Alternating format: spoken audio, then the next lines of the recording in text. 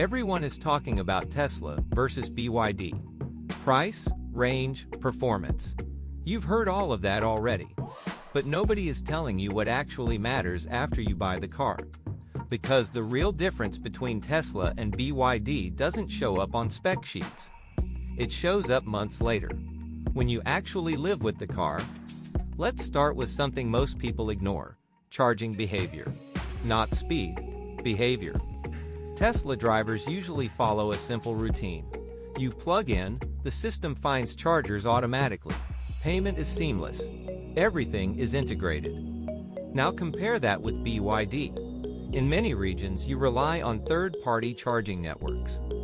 Different apps, different payment systems, different reliability. And this creates friction. Not once, but every single week. And over time, that friction becomes annoying. But here's something even deeper. Planning. Tesla plans your trips for you. It tells you where to charge, how long to stay, and even preconditions the battery before you arrive. BYD, you plan everything yourself. And that mental load adds up over time. Now let's talk about something even more important. Waiting time. Not charging time. Waiting time. Tesla stations are optimized for flow. You arrive, charge, leave. But in many places, non-Tesla charging stations can be crowded, slower, or inconsistent. And this is where people start to feel the difference. Because time is the one thing you don't get back. Now let's go one level deeper. Energy cost behavior. Electric cars are not just about charging. They're about when and how you charge. Tesla gives you detailed energy tracking. You can see consumption patterns, optimize usage, even reduce costs over time. With BYD, that level of insight is often limited or less refined. Which means you're not just charging your car. You're guessing your efficiency. Now here's something nobody tells you before buying an EV. Daily convenience. Small things. Opening the car. Starting the drive. Using the app. Tesla is built around no friction. Walk up, it unlocks. Sit down, it's ready. Everything feels instant. With BYD, depending on the system and region, there can be small delays. Small steps. Nothing major, but enough to notice. Every single day. Now let's talk about something even more invisible. Attention. Tesla cars constantly attract attention. People look. People ask. It feels like you're driving something iconic. BYD? More subtle, more under the radar, which is good for some people, but less exciting for others. And yes, that emotional factor matters more than people admit. Now let's talk about updates, not features. Frequency. Tesla pushes updates regularly, sometimes small, sometimes major, and every update makes the car feel new again. But here's the hidden part. Bugs. New features sometimes bring new issues, so Tesla feels like a living product, but not always a stable one. BYD is slower with updates, but often more stable. Less change, less risk.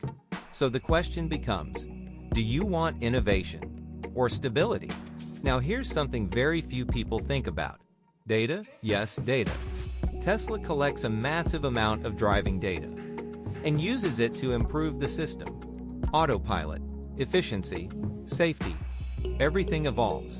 BYD collects data too, but not at the same scale, which means development speed is different. And over time, that gap grows. Now let's talk about long-term fatigue. Not mechanical fatigue, user fatigue. After a year, what starts to annoy you? With Tesla, it's usually small things. Minimalism, no buttons, everything on the screen. With BYD, it can be the opposite. Too many elements, more traditional controls, different type of friction. And this is personal, but very real. Now here's the biggest difference of all. Expectation versus reality. Tesla sells a vision, the future, innovation, and when it works, it feels amazing. But when it doesn't, expectations make the flaws feel bigger. BYD sells value, practicality, And when it performs well, it often exceeds expectations, and that creates satisfaction. So let's simplify everything. Tesla gives you a more controlled, intelligent, evolving system. BYD gives you a more grounded, practical, value-driven experience. But also more dependence on external factors. More variability, more unknowns, and that's the real decision. Not Tesla versus BYD, but control versus flexibility. System versus independence. So before you decide, ask yourself one question. Do you want the car to think for you, or do you want to stay in control? Because that answer will decide everything. Not the specs, not the price, but how you experience the car every single day.